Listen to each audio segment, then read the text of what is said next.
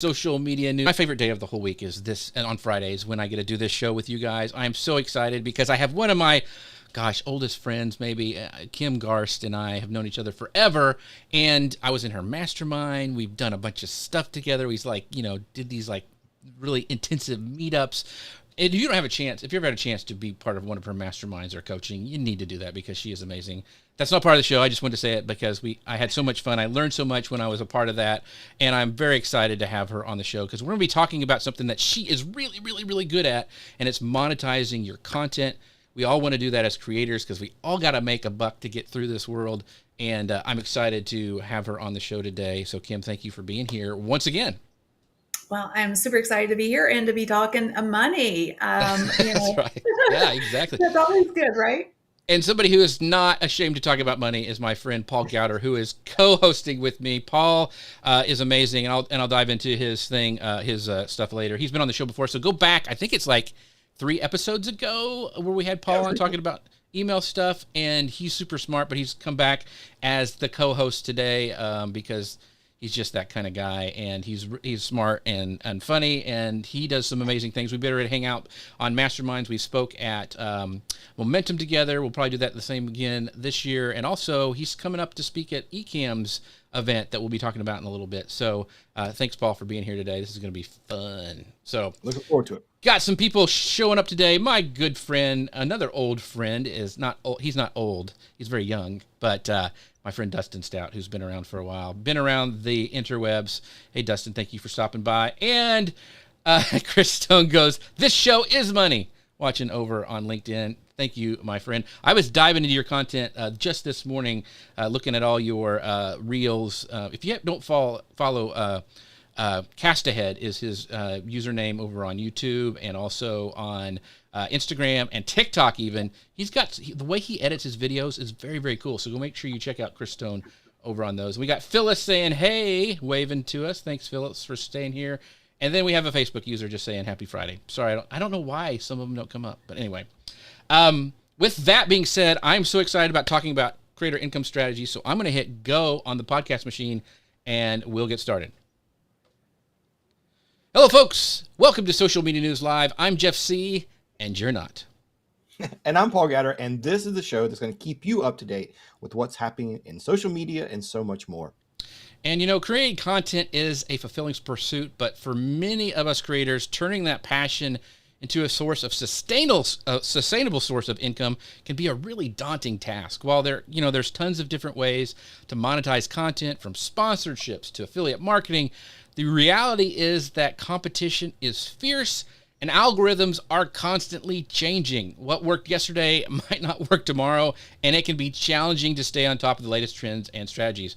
Despite these challenges, creators are committed to finding ways to earn income from their content so they can continue doing what they love while supporting themselves financially. And that's why we're excited to have Kim Garst on the show today, as she's going to be sharing her expert tips and proven strategies for making money as a content creator. Kim, so excited that you are here today with us.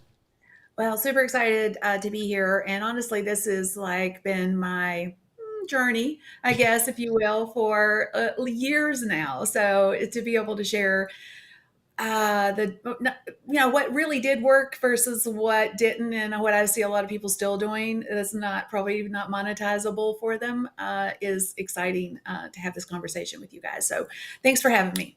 So I wanted to let you guys know, if you haven't been on the interwebs for the last, 10 years, I want to introduce you to Kim because she is one of the world's most retweeted people among digital marketers. She is a renowned marketing strategist, keynote speaker, and an international best-selling author of Will the Real You Please Stand Up? Show Up and Be Authentic and Prosper in Social Media. It's a great book. And as well as she is the founder of Authority Creator, and we're going to talk a little bit about that later, but she helps entrepreneurs grow their businesses using social and digital media strategies. Forbes named her as one of the top 10 social media power influencers, and she has been featured by Fox News, CBS News, The Huffington Post, Entrepreneur.com, Business Week, and Social Media Examiner, and the show. So she knows what she's talking about, folks, and we're going to dive into that. But first of all, I want to give us a big shout out to my friends over at Ecamm. They're the sponsors of the show. You can find out more about them at socialmedianewslive.com/Ecamm. And I wanted to tell you guys really quickly to go ahead and sign up because they have their Leap into Live Selling, which is a 2-day interactive virtual summit coming up. And this year, they're helping you take the leap into live selling with an amazing lineup of expert speakers. Paul will be speaking there. I will be speaking there. Chris and Jim Fuse of Dealcaster is going to be there. And they're going to be covering all aspects of live selling, shoppable video, and monetizing from getting started on these live selling platforms. They're going to help you find clients, repurpose your live selling skills, and a ton more. So by the end of this event, you'll be able to take on live selling the space by storm. You can find out more about it by going to leapintolive.com. That's leapintolive.com. Go ahead and get there and sign up today because it is going to be amazing. So go ahead and do that. So I'm really excited for that coming up. So let's dive into this, Kim, this creator income strategies. But I want to talk real quick because it's right in the news. And Paul, I want you to jump in with your thoughts as well. TikTok. They just had this big meeting yesterday in front of Congress, and it was really interesting because both sides, which is, I don't know the last time both sides have like agreed on something, said that this is a danger. TikTok's kind of, and for all the articles I read, they said it's, this is really not good for TikTok. They wanted to either sell TikTok or, just ban it altogether. I want to know what you guys think in the comments. What were your thoughts after watching some of the stuff in the news yesterday? But this is the problem, Kim, because they actually flew in influencers, of course, because they built their platform on TikTok. And, they're worried that, this will go away. And this is part of the problem with monetizing on a certain platform. So talk about what you see and what you have done maybe to offset some of this, or what you're teaching to help offset some of this. Such a great question. The reality is TikTok and others. I mean, I'll point back to a few other things that have happened over the course of the time that I've been in this space that were hot in the moment and then they're no longer. So, but the reality is when we build our business off of rented land, we have to understand that there is the opportunity for that rented land to go away. A couple of instances. Clubhouse was a huge platforms. I mean, it's still out there in all fairness, but it's lost its fizzle for a lot of marketers. They've moved on to the next shiny object, TikTok or wherever, right? Periscope was a big platform. When live video became a big thing, Periscope was kind of leading the forefront, and it's no longer even in existence. I mean, technically, I guess you could say Twitter Live is the replacement for that. But the point is that when you are building your audience in a place, a specific location, whether it's Clubhouse or Periscope or TikTok, that is subject to the whims of a lot of things. It could be political, like it is now with TikTok. It could be because the platform goes under financially. I mean, look at Blab. I mean, Blab's another one, right? So there's lots of things that impact our businesses that we have no control over. So it's super important. I'm going to say it again. It's super important that you move your audience to a place that you own. And it's more important than just the having that audience move to a location you own, like maybe it's a community that is off of social. Maybe it is your email list, which I would highly recommend. But again, having that audience somewhere where you can get their undivided attention in a moment, because today we're competing with a lot of other content out there, and it's getting harder and harder to stand out in a very crowded marketplace. So, Paul, when you saw this stuff yesterday, what were you thinking about, with where TikTok is on this landscape for creators? Yeah, one of the things that I think is amazing about TikTok is that some non-traditional online businesses have really thrived on that platform. So you see brick and mortar stores, restaurants, small mom and pop shops are all of a sudden going viral with a piece of content, and their businesses boom. Or I've seen several videos where somebody will post. I think there was a famous one where a daughter posted a a video of her mom working in this restaurant and working hard, but nobody ever came. And all of a sudden the next day, they're sold out. And that's great. And I think what Kim's saying is so important, especially for these folks that aren't really familiar with digital strategies and haven't been in the digital marketing world, that are all of a sudden getting success on TikTok. Is you've got to go back to those basics, email lists. You've got to build those things when you do hit these viral things. You've got to go back to that. So, Kim, before we move on, I wanted to just ask you, like, okay, let's do some like really, okay, what should you do? Let's say you're on TikTok, you've got a platform, it's your most popular social platform. That's where you're getting traffic. That's maybe even where you're making sales from. What would you tell those people to do now with what we found out yesterday? Well, so this goes back to my own experience too. When I first started in social media, 12, 13 years, however long ago it was, it's been a minute. I did exactly like a lot of creators are doing right now. So when I wanted to preface that because I want you to know you're not alone, and a lot of us do exactly what you're doing, which is you just get started.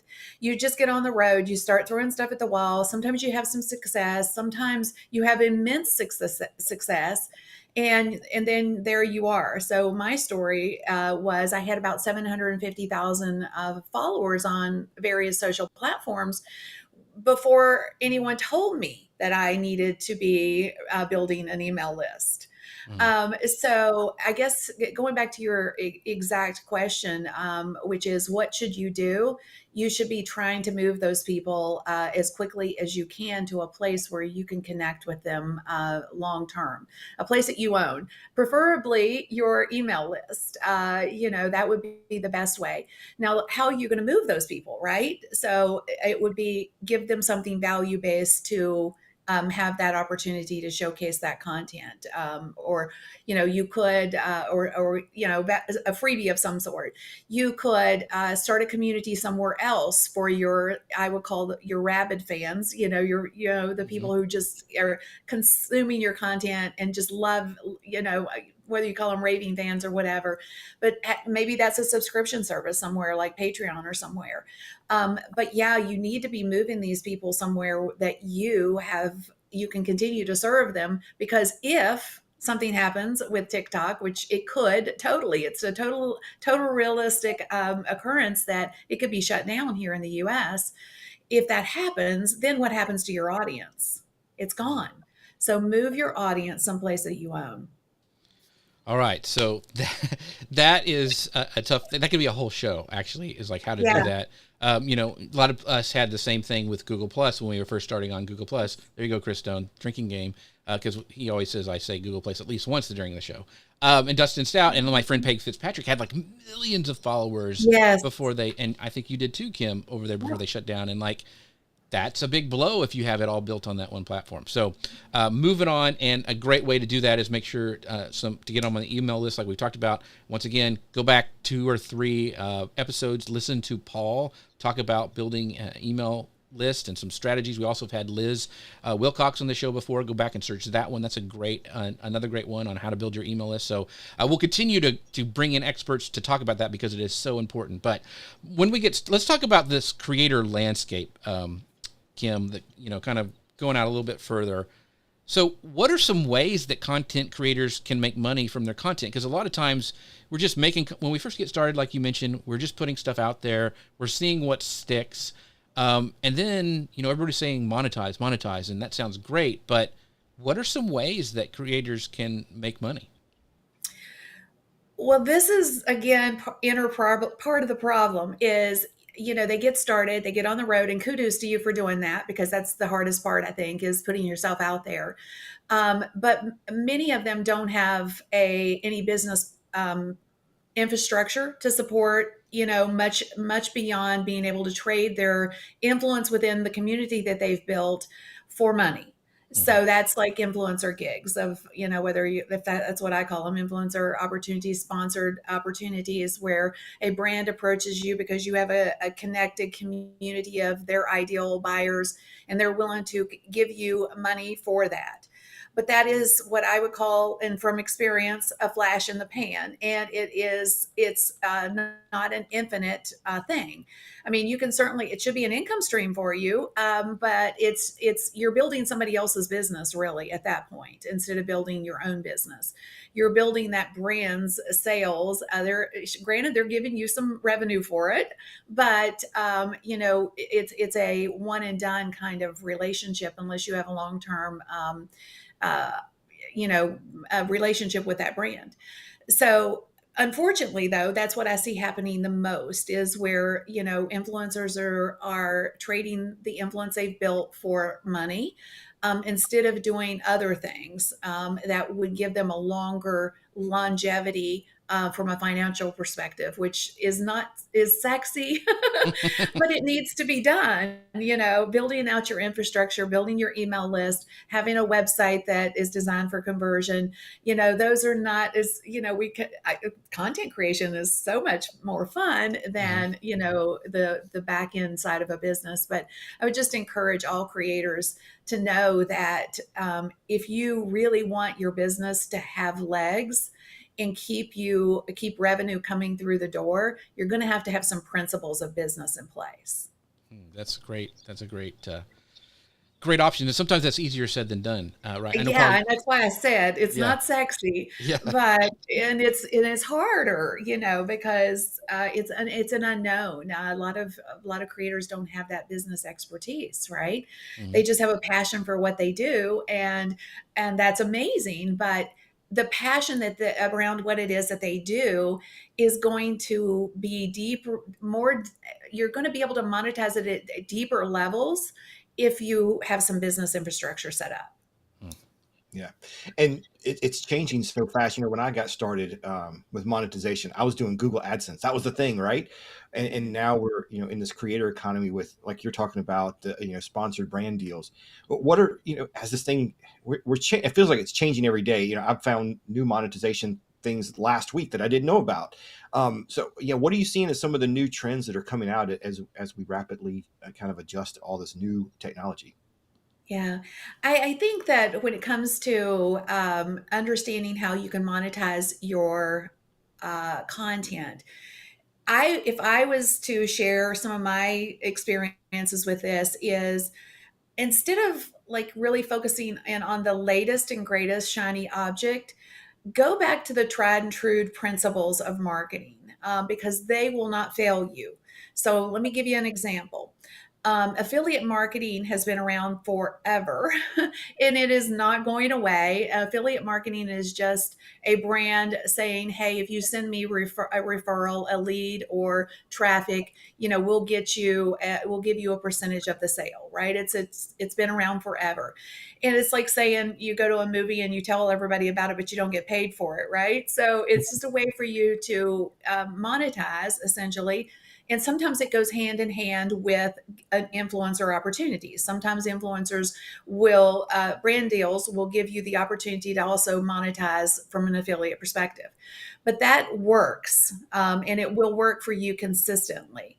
My blog, for example, generates six figures in affiliate revenue a year because I have done the work. Now, this is the kick. This is the kicker. I want you guys to understand: if you do the work one time, you can get paid for it over and over and over again. So I've got blogs that I wrote, 7, 8 years ago that still generate traffic, and they give me referral revenue because that people click on those links and they go to rev.com, or they go to eCam, or they go to whomever I've recommended. And by virtue of that, if somebody makes the decision to buy that product or service, then that brand sends me a paycheck. So doing things like that is, I would focus on building those things that are not necessarily shiny objects, but will absolutely help you monetize. Other things can be like AdSense, right? You could use websites like Mediavine. As long as your website has traffic, you can use those types of platforms. But what if you don't have traffic to a website? Which is, again, why don't you? But the reality Right. is there are people who don't, right? That just focus primarily on the social platforms, and their website's not really optimized for content or even conversion.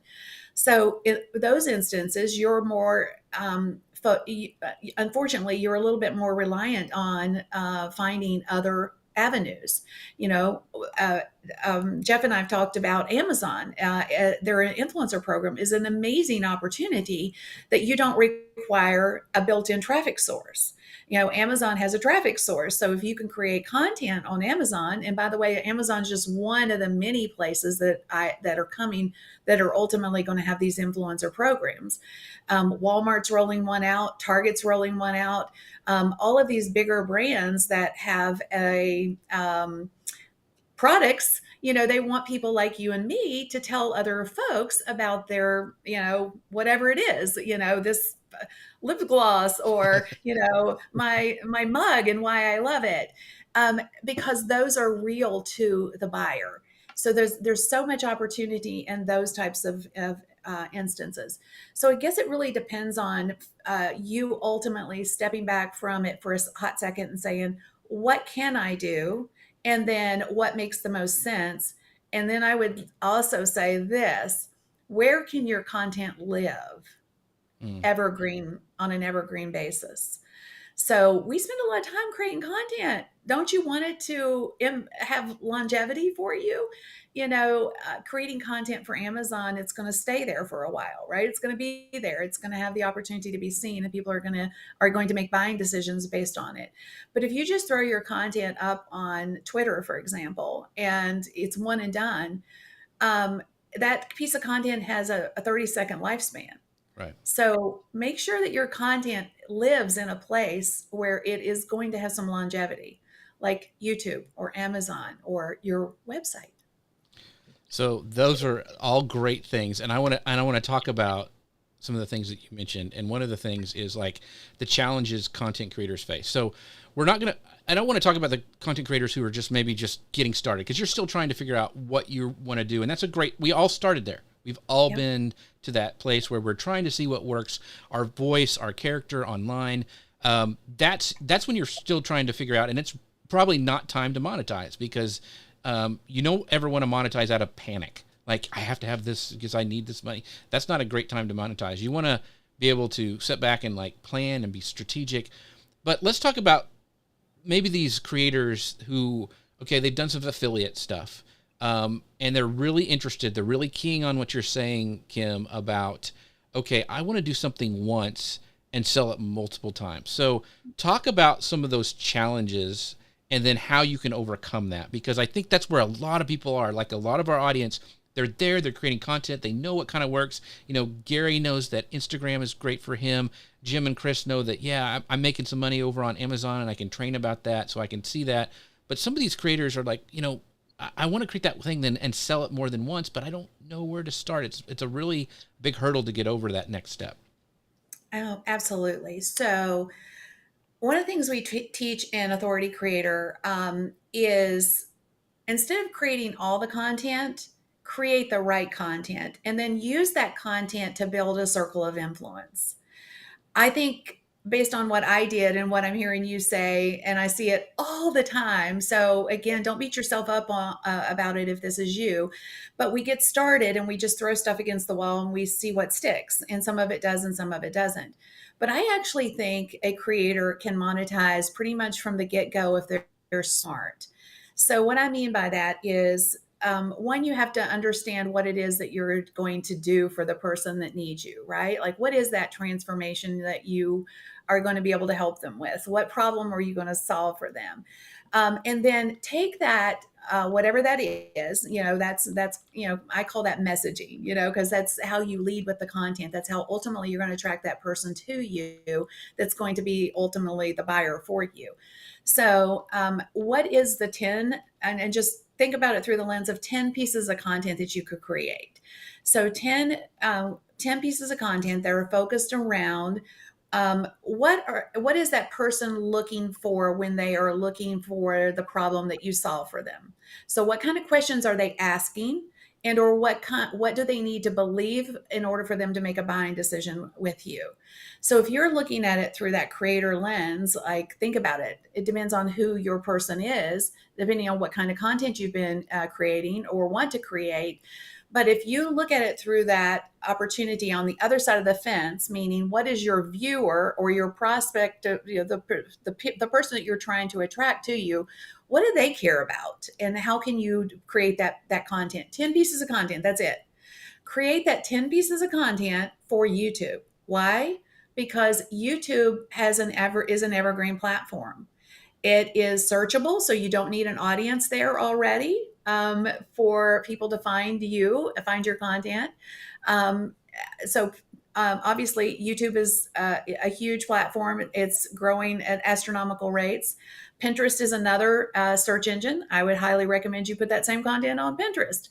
And then slice and dice that content in different ways, in different formats, and share that in all the social places. Do that for 60 to 90 days.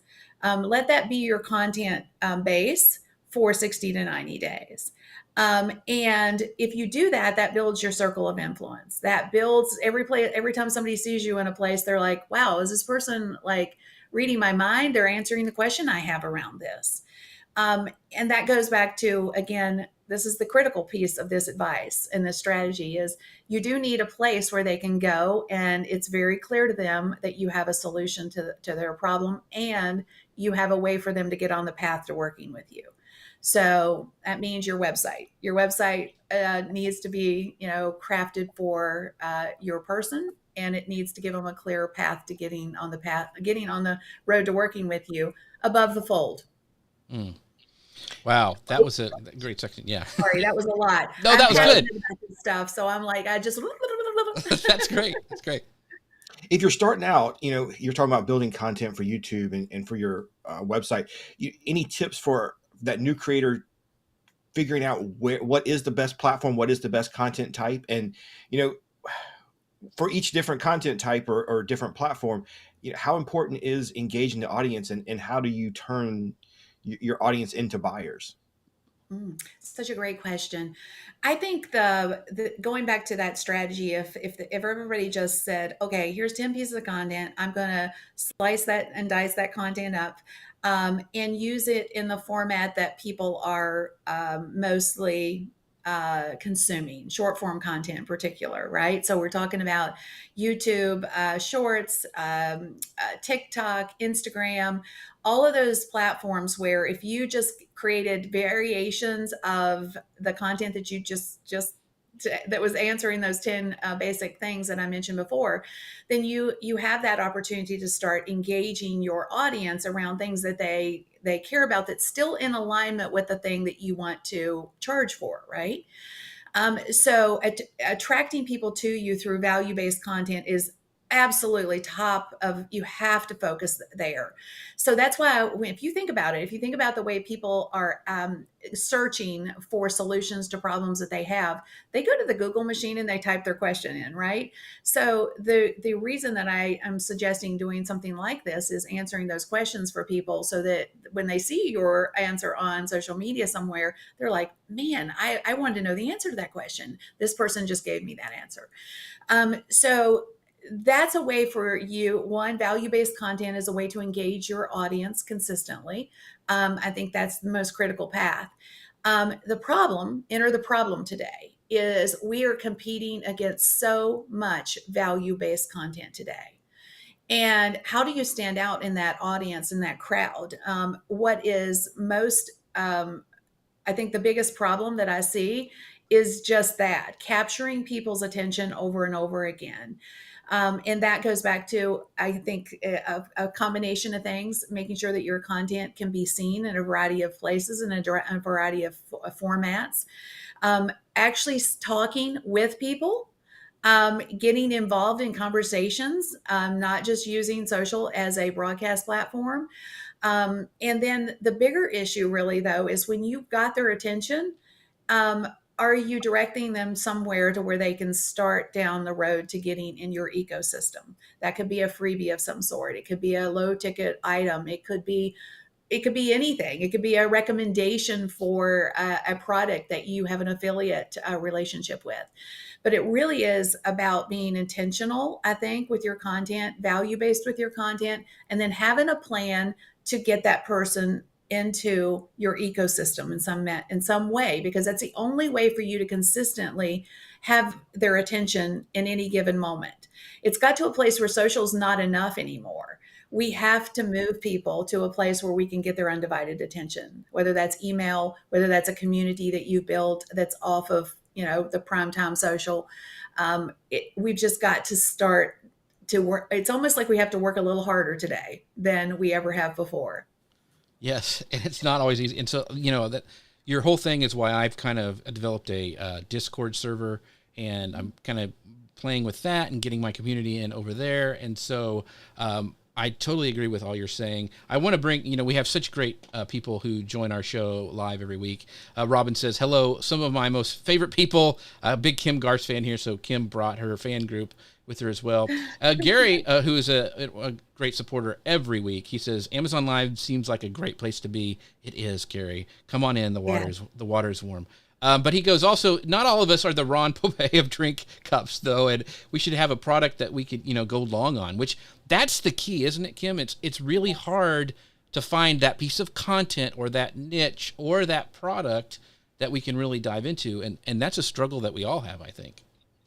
Yeah. And the reality is, when I've said this before, and I've always told my kids this, like, you don't have to know what you want to do the rest of your life. You get on the road. And it's the same with content or even a business model you just get on the road, and then as it forks, you take the next path. I can't tell you how many times I've iterated. And when it comes to social media in particular, this is one of the things I think, if I had to say what big lesson that I've taken over the years, is social media is a constant evolution. It is the only thing you can consistently say is true about it is change. It will consistently change. And that's why I think what I said before, and I'll say it again, is while we need to focus on principles of marketing versus shiny object marketing, and it's very hard to do. I'm a recovering. No, I'm not. I still get into the shiny. I can't even say I'm recovering, because I am attracted to shiny objects all the time. And what's the latest and greatest technique or whatever. But one of the things, having done this for almost 32 years, hard to believe that, but the principles of marketing, I think, are never going to shift. So how do we build foundational things that will serve us for the long play, as you said, and that is leveraging social as a way to attract people to us. But how do we use a longer term strategy that's going to give us the long play outcome, versus, just posting a piece of content and, even if it goes viral, what does that mean? Viral is one of those things that, okay, somebody gets a viral piece of content, but what's the business application for it? Does it drive business? Did you get more dollars in your bank account? There's absolutely cases where that's happened, but the majority of those viral posts don't generate revenue. So again, what can we do that's actually going to give us that circle of influence that's always working for us, that drives revenue? So I want to know in the comments who here has shiny object syndrome. Squirrel. I don't know if you've heard about this new thing called ChatGPT or not, but it seems like the entire internet is aflame with it, and all these industries are thinking every tool that I have is integrating AI in some way.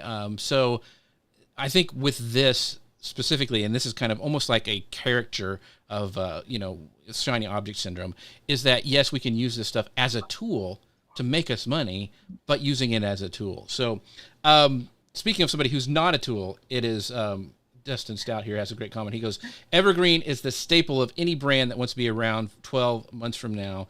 Totally true, Dustin. And speaking of evergreen, don't forget about our friends who help you create evergreen content. See how smooth that transition was?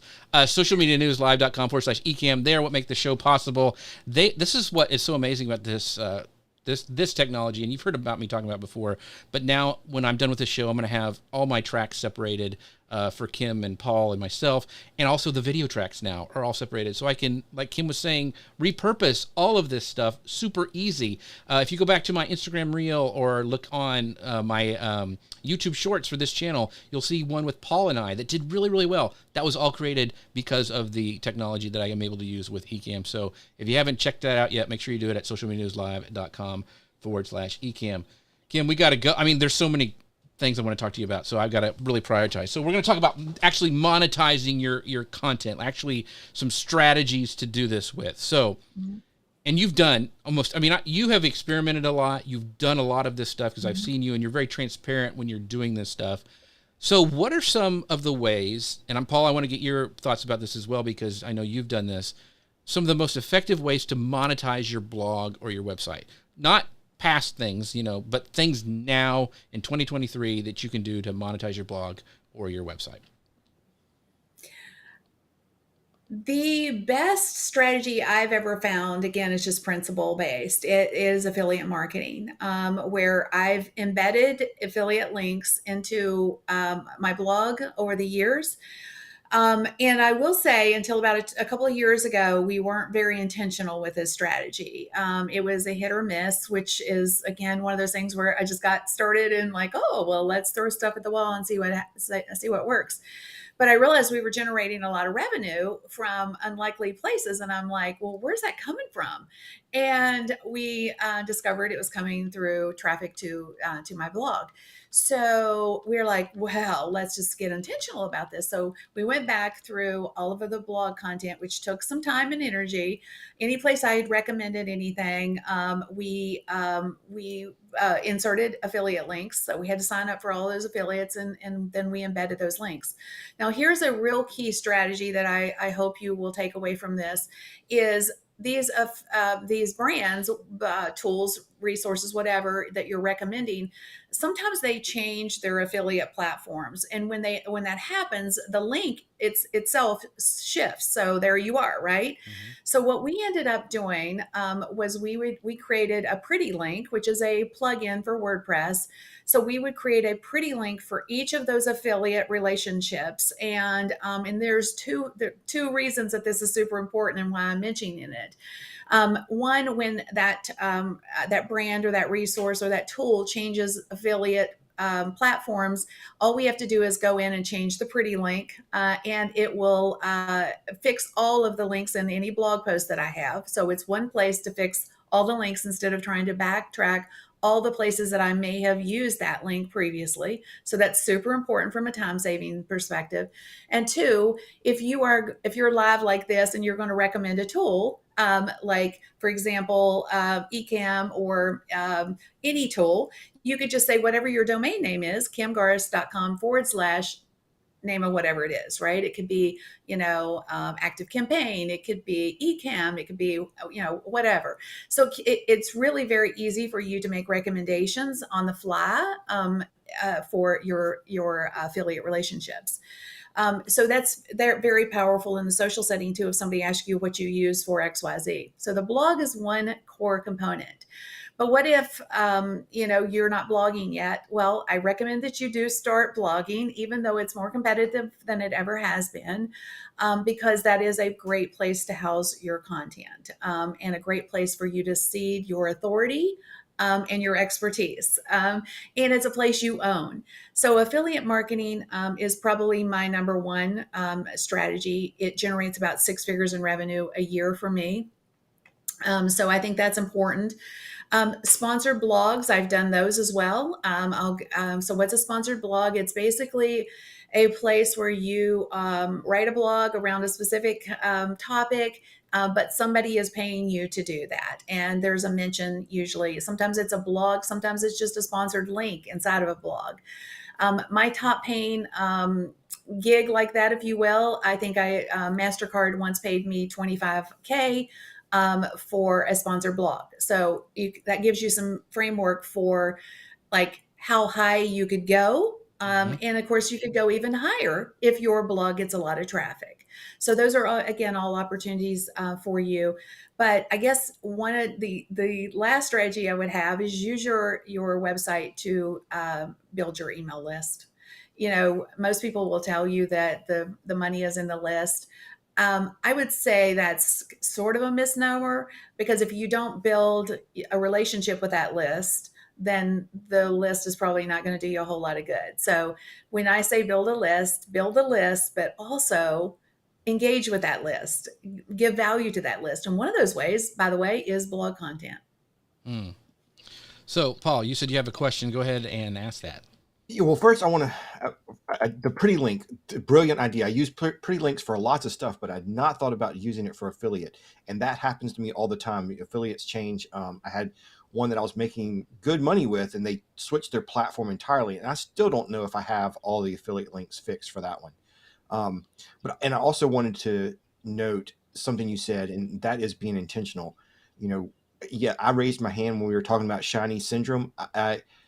I try to resist that. And what I've tried to do over the last couple of years is, when I do implement a new, especially a monetization strategy, is that I focus on it for as long as I can and make sure that I am very intentional about it and not just chasing it. I think I did that for a long time, just chasing everything and not doing them well. So I think that was really important. I hope people got that.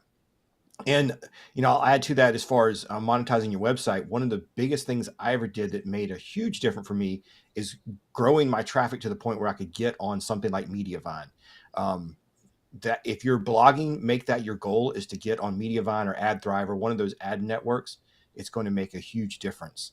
But as people are starting out and they're looking for these sponsored posts, and they're working on the MasterCard. So I guess my question is, how do you build content that attracts people like that, and how do you find those deals? Where are you going to generate those kind of relationships? Oh, such a great question. So I wish that I could say I was very intentional with outreach when it comes to influencer opportunities, but all of my relationships really have bumped into me. That's what I call it, a strategy. That's not a strategy, by the way. um, but you can wait until somebody sees your content and decides that you have value-based content, and they want to have some sort of a relationship with you. But today, it is way more efficient, and so much more opportunity for smaller influencers to have an outreach strategy. Making a part of your making influencer marketing a part of your overall strategy. And you can do that literally from the time you have 500 or to 1,000 followers on any social platform, especially the ones that are the hottest tickets right now, which I would say, and I'm going to probably order them in the way that I feel they're the most that I'm seeing the most traction when it comes to people trying to get influencer opportunities. That's probably TikTok number one, Instagram number two, and YouTube number three. Mm-hmm. Now, that's just what I'm seeing, because that's one of the things we teach in Authority Creator is how you go after those influencer opportunities. How do you price yourself? How do you pitch a brand? Because that's another component. And having a pitch deck, knowing your value is super important when it comes to getting those opportunities. Like a quick example, I probably get, I don't know, no exaggeration, probably 10 to 20 outreaches a day to have my people want to be featured on my blog in some capacity. Some want link exchanges, a variety of different things. Honestly, the point is, though, that when you have your own media property, if you want to call it that, because technically that's kind of what it is. When you have a blog that has traffic, you have opportunity that can be monetized. Like Mediavine is one, paid link exchanges are another. Featured featured ads on your website. So your website can be monetized at a very high rate if you do the work on the front side. There's just so many ways that you can take advantage of opportunity. And the same could be said for your email. You can sell sponsored email blast as well. So there's just so many ways that once you've built these assets, that they can become a consistent monetization stream for you. All right, so I want to key in once again. I throw audibles all the time, so this wasn't in the questions, but I want to ask this because I think so many people, and I know I do and still do to a point, struggle with this. Content creators when they're starting to monetize their content is, you mentioned knowing your value. One, how do you get your value? And like that's another big thing that I see. I just had somebody message me, just a friend of mine, going, "Hey, what should I charge for this?" Because that is a big issue. Like, do you charge as much as you can get? I mean, how do you find out your value? Because I think that is a big pain point for a lot of creators when they start monetization. Yes, and it's honestly, it's the one of the most undervalued pieces of a creator's mindset. I think when it comes to understanding their value. So let me rephrase. Let me position this maybe Mm-hmm. before I answer the question. You have to understand that the value that a brand is getting off of the back of the work that you've done potentially for years is pretty immense. So when you're trying to value that, like let's say for example you've been a creator and you've been creating content for 3 to 5 years, right? And I get that some of you are probably at an earlier stage, but it could be any amount of time. The point though really is that you pour a lot of your sweat equity into building your community.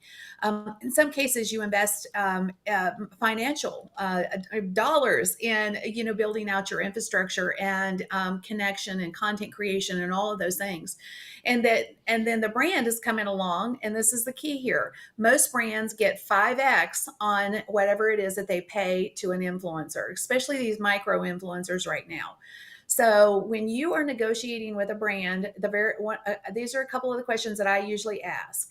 I don't ask what their budget is because I want to dictate their budget. Okay, so I usually go for that. I want to know what their customer acquisition cost is. So if on average, depending on let's say it's a tool, a tool may have a customer acquisition cost of $600, right? That means if they were to pay for that traffic or that lead or that sale, the sale is the better way of saying it, it cost them $600 to get it if they were using paid media. Okay. If they come to me or any other creator and I know that they're going to pay me X amount of dollars or I want X amount of dollars, what is the realistic amount of deals that I can close for them? So let's say, for example, I'm recommending a tool, and I know that I can probably send, let's just say on a low number, just rounding it down or just giving round numbers to it. Let's say I think I can send 10 people to them that's going to close, right? So that means 10 times $600. Do the math on that, right? So that's what the value to that brand is. So now that's you need to know that knowledge. You need to have that knowledge, but there's also equations for your influence, like especially if you're just getting started and you don't have necessarily a lot of authority or expertise yet. You just have an audience of people that pay attention to your content. That's still value based. So how do you assign a value to that? It's usually based on a combination of how many followers you have, how much engagement you have. That's a critical component that any smart brand will want to know, because even if you have an audience of 1,000 people and nobody's paying attention to your content, the chances of you being able to impact at a buying decision for those 1,000 people are probably pretty small. So it's short answer is there's a combination of things, but understanding what that brand is after and then the value they're going to get for it is a real critical part of valuing, because it's value-based pricing, Mm-hmm. basically, is what is the value of all the hard work that you've gotten or put into building your platform versus, oh, I don't know that, oh yeah, I'll do a shout out for $500 when they're going to make $5,000. Yeah. You see what I'm saying? Mm-hmm. So you just have to be in the know. You have to ask some of those smarter questions on the front side, so that you can help dictate your price. That mic drop stuff right there. So I hope you guys all took notes because I need to copy your notes after class. Paul, did you have a question?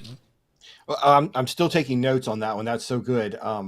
I definitely go. I have done that. I've made the mistake of saying, "Well, what's your budget?" and let's figure it out from there. I love the idea of going the end around and figuring out what's the actual value proposition here and going at it that way. Love it.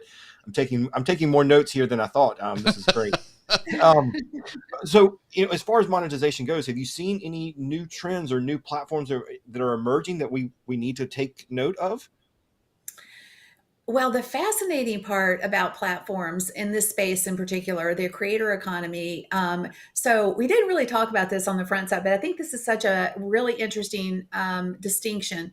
The whole term creator, content creator, had kind of really took root in COVID. And then it spawned this whole creator economy phrase. But the reality is, I don't care who you are as it relates to doing business online, um, whether you self-identify as being a content creator or not, we all have been creating content for years, whether we again called ourselves a content creator. If we're trying to attract people to us through content on social media or through a blog or anything, we are a content creator.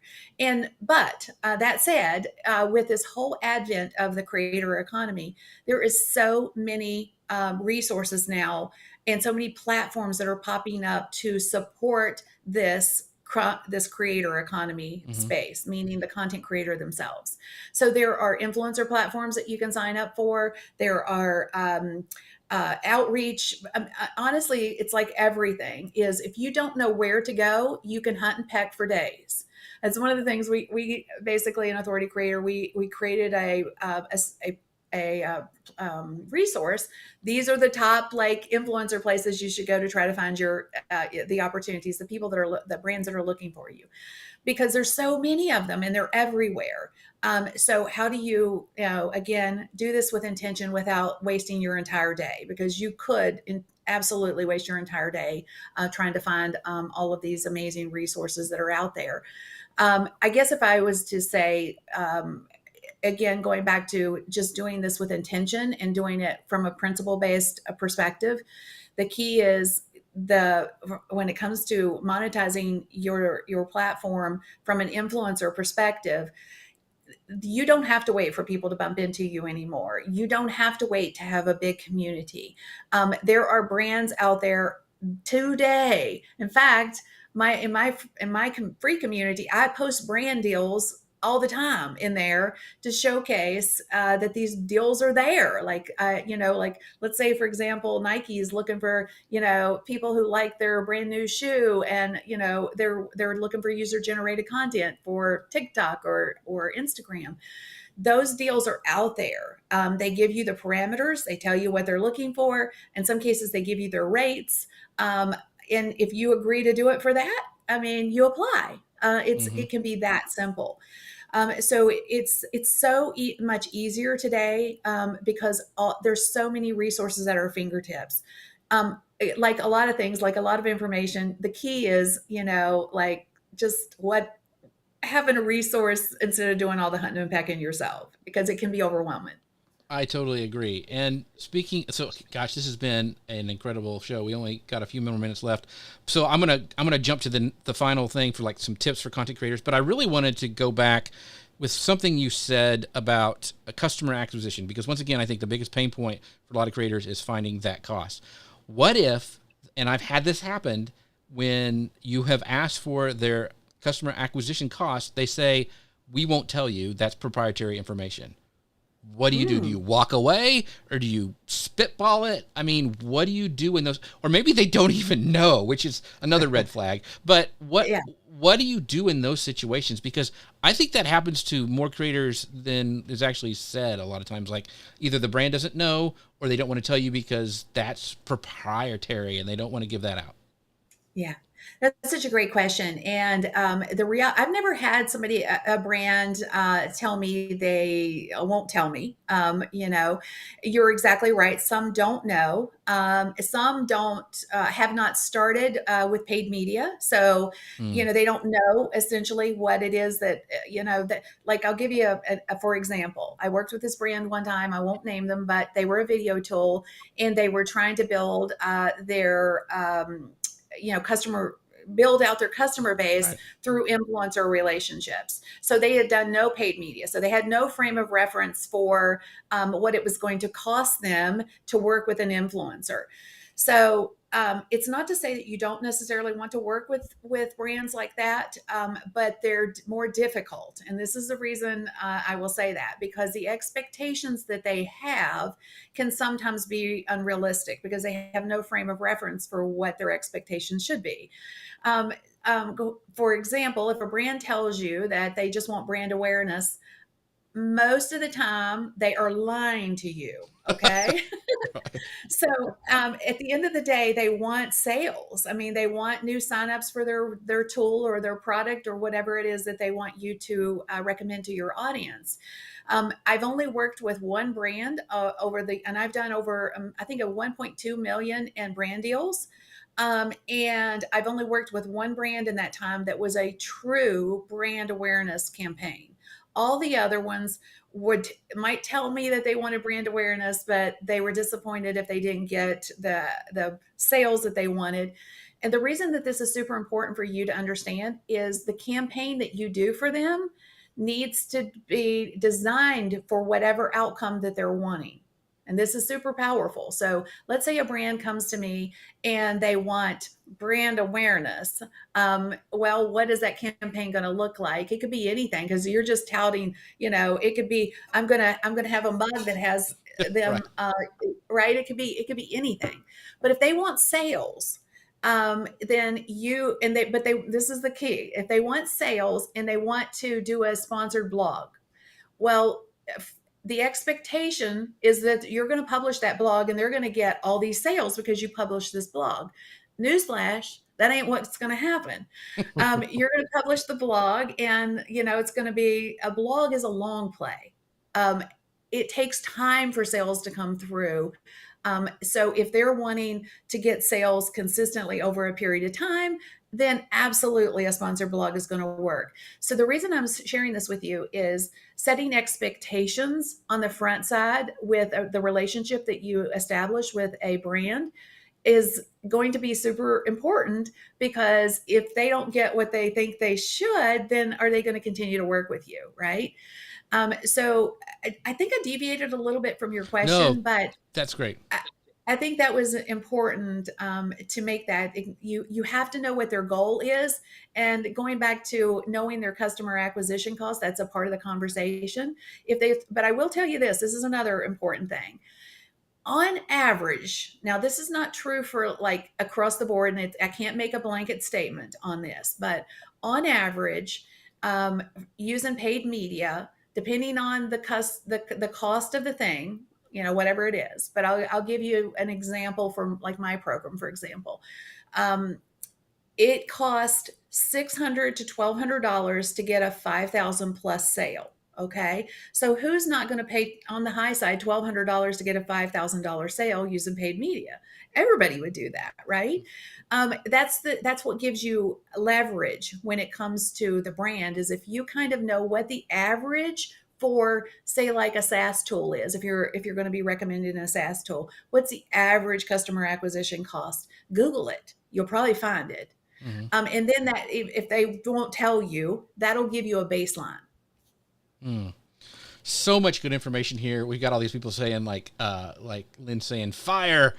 So we only have time for like one question, because I need to let people know where they can all find both of you guys. But this is from Gary, and I want to get him because he watches every week and he's such a great supporter of the show. But he goes, "How do you keep all accounting on these streams organized?" Because Ooh. this is a really great question, because we both have got on the struggle bus probably with taxes before. I think all of us as creators have. So what do you do to help keep accounting for this? Like, what are just some really easy tips, Kim? Yeah, and so I love making money, but I suck at managing it. I will, I will be totally honest. So you give me a spreadsheet of numbers, and my eyes cross. It is not my zone of genius at all. Um, and it can get you into a lot of trouble. So honestly, your best strategy, if you're a solo entrepreneur and you don't, if this, money is not your zone of genius, managing it, whatever, you can use like QuickBooks to kind of help you keep track of things.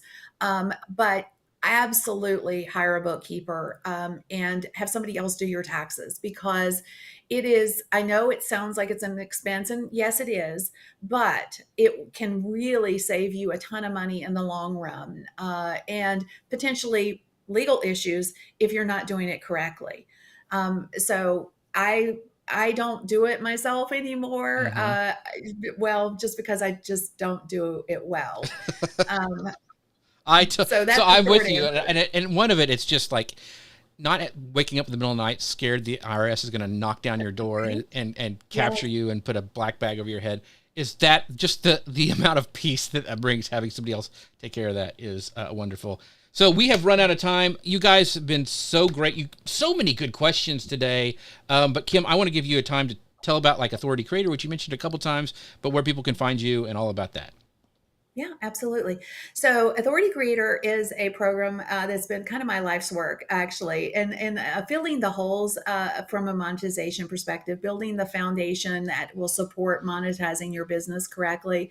And it's for anyone who wants to do this for other creators. So, there's a business opportunity attached to it, but it's a double-sided coin. It is also for the individual creator who knows that they need, the things in their business that they don't have.